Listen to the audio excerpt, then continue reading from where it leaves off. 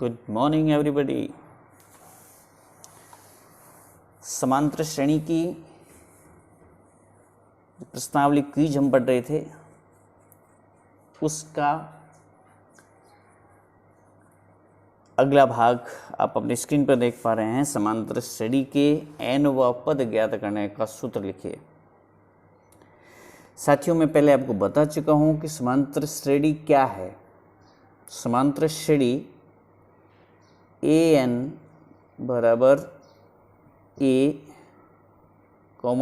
Plus D a plus 2d dash dash dash dash, ये हमारा समांतर श्रेणी का मानक रूप था साथियों। अर्थात a हमारा समांतर श्रेणी का प्रथम पद था, प्रथम पद। d जो हमारा था वो सार्वंतर था।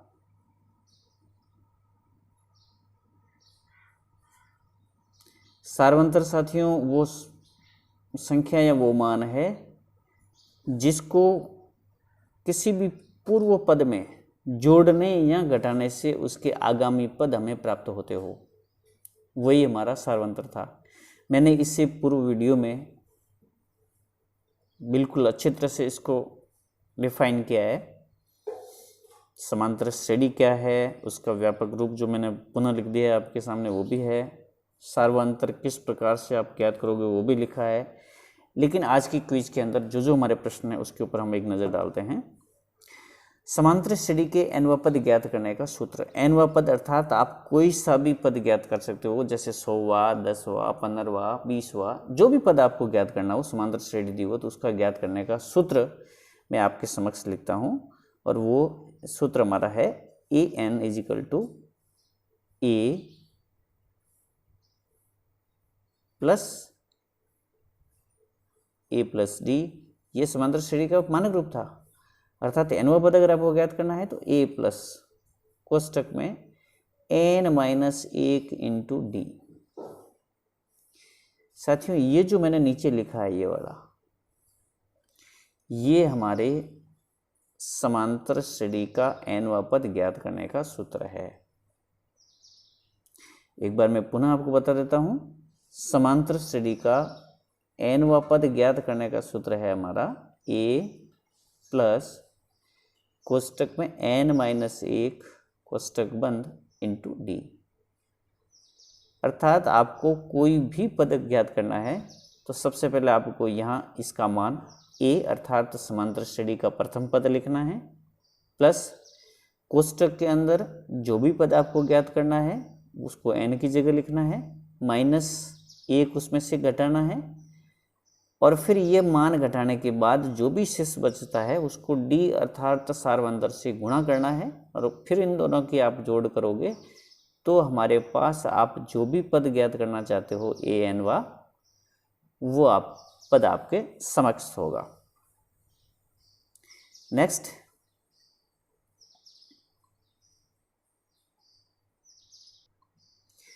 अगला जो आपके समक्ष प्रश्न है वो है समांतर श्रेणी 54, 51, 48, 45 डैश डैश डैश का 10वां पद ज्ञात कीजिए। साथियों, अभी मैं आपको पूर्व में बताया है मैंने कि आप किसी भी समांतर श्रेणी का n पद कैसे ज्ञात करोगे। तो सबसे पहले उसका आपको सूत्र लिखना है an बराबर a प्लस कोष्टक में n माइनस 1 इंटू डी। अब आपको कौन सा पद ज्ञात करना है साथियों? 10वां।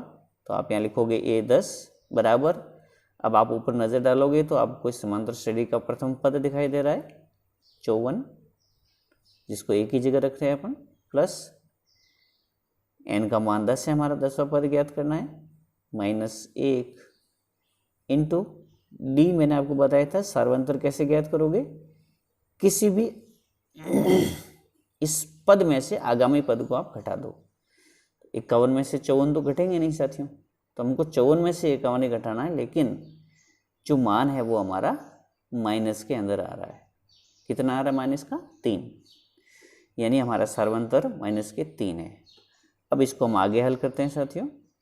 54 प्लस 10 में से 1 गया, पीछे 9 रह गए, इंटू माइनस के 3। अब आप -3 को और 9 को जैसे ही गुणा करोगे तो -9 या 27 आएगा। कई बच्चे यहाँ पे कंफ्यूज हो जाते हैं कि साहब ये जो माइनस का निशान है, प्लस का निशान है, इसको हम कैसे समझें। तो साथियों आपको इसमें कंफ्यूज होने की कोई ज़रूरत नहीं है। आपको ये देखना है कि हमारे पास दो संख्याएं गुणा हो रही है, प्लस के 9 और माइनस के 3। तो जब भी प्लस और माइनस का गुणा होता है तो वो चिन्ह आपके ऑलरेडी माइनस में हो जाता है, और फिर संख्याओं का संख्या से गुणा कर लो तो 27 आपके सामने आ गया। अब आप 54 में से जैसे ही 27 को घटाओगे तो हमारे सामने उत्तर जो आएगी वो भी 27 ही आएगा।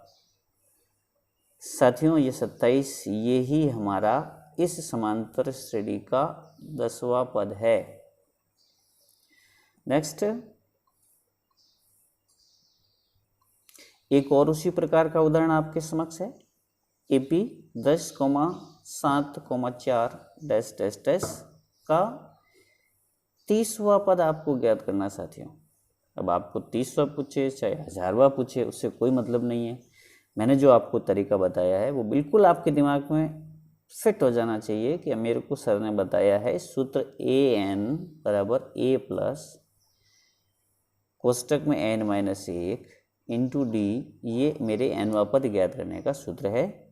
अब यहाँ मुझे 30वां पद पूछा जा रहा है, अर्थात A30 बराबर पहला पद आपको बिल्कुल स्पष्ट दिखाई दे रहा है 10 प्लस n व 30 पूछ रहा है ये -1 गुणा वापस वही सर्वांतर।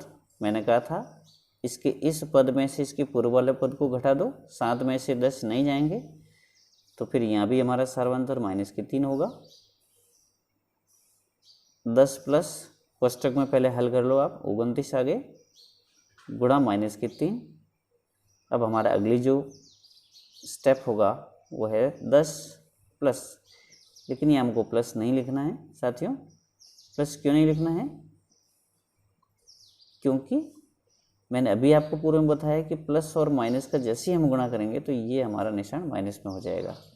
और अब आप इसका गुणा कर लो 3 और 29 का, 9 या 27, असल की 2, 3 दूनी 6 और 2 8, अर्थात 29 और 3 का हम गुणा करेंगे तो माइनस के 87 आपके समक्ष आएंगे।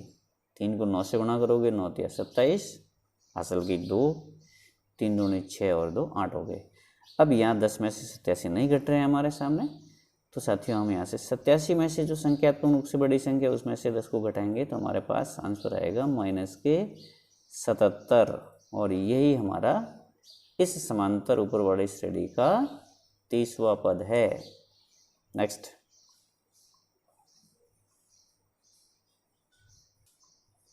ठीक इसी प्रकार का एक अगला प्रश्न आपके समक्ष प्रस्तुत है। AP 3,15, 27, 39 डैश डैश का कौन सा पद 639 है? साथियों थोड़ा सा ये प्रश्न पूर्व वाले प्रश्न से अलग है। यहाँ आपको जैसे हम पूर्व में nवां पद ज्ञात करते थे, यहाँ हमको nवां पद ज्ञात करके दे रहा है ऑलरेडी।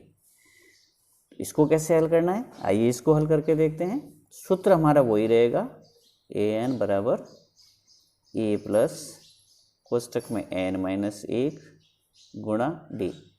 अब हमारे पास जो जो प्रश्न में दिया हुआ है वो हम इस सूत्र के अंदर लिख लेंगे।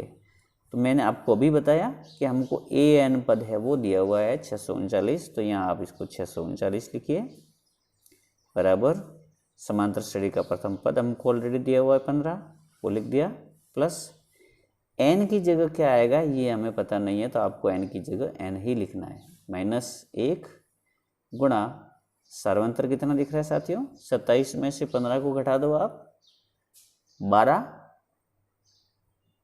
ये हमारा सर्वांतर हो गया। अब आगे हम हल क्या करेंगे, 639 तो हमारे साथ में ऐसे ही चलते रहेंगे। इधर वाला जो दायां पक्ष है उसको हम पूरा हल करेंगे। 15 प्लस 12 को आप n से गुणा कर लोगे तो 12n आ जाएगा, और 12 को 1 से करोगे तो माइनस के 12 आएंगे। साथियों 12 कोष्टक के बाहर लिखा हुआ है उसको इन दोनों पदों से आपको गुणा करना है, n से भी गुणा करना है और -1 से भी गुणा करना है। अब गुणा करने के बाद अब आपको क्या करना है, जो जो संख्यात्मक मान है उसको आप पहले इधर हल करके लिख सकते हो आप। 15 ये प्लस के हमारे और 12 माइनस के हैं, तो 15 में से 12 को आप घटा दोगे, संख्या हमारे पास यहाँ 3 आएगी प्लस 12n हमारे पास बचे हुए हैं। अब क्या करना है साथियों, ये 3 जो हमारे इधर जुड़ रहा है उसका पक्षांतरण आपको उधर करना है, तो ये 639 -3 हो जाएंगे क्योंकि इसके आगे स्वतः ही चिन्ह प्लस का है और यहाँ हमारे पास 12n रह जाएगा। अब 639 में से 3 गए साथियों, पीछे रह गए हमारे पास 636 बराबर 12n। अब n का मान हमारे पास कितना है, वो आ जाएगा 636 भाग 12। 12 का भाग आप दे दो, 12 पंजे 60, 3 12 तिया 36, अर्थात 53 लिखा हुआ जो है वही हमारे n का मान है और यही हमारी राइट आंसर है। अर्थात इस समांतर श्रेणी में जो ये 639 लिखा हुआ है ये इस समांतर श्रेणी का 53वां पद है। नेक्स्ट एक और सवाल आपकी स्क्रीन पर है, AP 3,5,7,9 में 19वें पदों की संख्या कितनी होगी। अर्थात इस श्रेणी को आप साथियों ध्यान से देखिए, इस श्रेणी का जो प्रथम पद 3, 5, 7, 9 डैश डैश करके इसका अंतिम पद हमको 19 दे दिया, 29 पद, अंतिम पद इसका 19 दे दिया। अर्थात अब इस समांतर श्रेणी के आगे पद नहीं है, तो अब आपको क्या करना है, आपके पास अंतिम पद लिखा हुआ जैसे हमने इससे पूर्व वाला सवाल पढ़ा उसमें 639 लिखा हुआ था। यहाँ साथियों हमारे जो लास्ट पद इसका कौन सा है, 19 है, तो आपको इसमें घबराने की बिल्कुल ज़रूरत नहीं है। सवाल का तरीका मैंने वही बताया हुआ, आपको सूत्र लिखना है सबसे पहले an बराबर a प्लस कोष्टक में n-1 गुणा t। an की जगह आपको लिखना है लास्ट पद, अंतिम पद आपके समक्ष है 19 बराबर पहला पद भी लिखा हुआ आपके पास, वही ये 19 में पदों की संख्या कितनी है, ये n मान हमको पता नहीं है तो n की जगह n लिखना है, -1 गुणा d आप देख रहे हो प्लस के 2 है। अब इसको पूरा हल कर लो और उसमें n का मान हम ज्ञात करेंगे जैसे हमने पहले वाले प्रश्न में किया था। 3 प्लस 2 को आप n से गुणा करोगे तो 2n आ जाएगा, -2 को वापस 1 से गुणा करोगे तो 2 आ जाएगा। अब संख्यात्मक मान 3 और -2 इसमें से घटाओगे आप 1 को तो यहाँ 1 रह जाएगा प्लस का, प्लस 2n बराबर इधर हमारे 19 रह जाएंगे। अब ये एक जो हमारा इधर जुड़ रहा है इसका पक्षांतरण भी हम इधर करेंगे तो ये 19 में से 1 घट जाएगा और इधर हमारे पास मान रहेगा 2n। अब हमको n का मान ज्ञात करना है, इसलिए n बराबर इस 2 का पक्षांतरण भी आपको उधर करना है, तो जो 19 में से 1 घटाने के बाद पीछे उधर 18 रहेगा और ये 2 जैसे ही उधर जाएगा तो वो 18 के अंदर 2 का भाग हो जाएगा। अर्थात 2 का भाग हम 18 में देंगे तो हमारा राइट आंसर क्या आएगा, 9। अर्थात इस प्रश्न के अंदर जो 19वां पद है या जो 19वां लास्ट अंतिम पद है ये हमारा इस समांतर श्रेणी का 9वां पद है। साथियों आपको ये प्रश्न समझ में आ गए होंगे।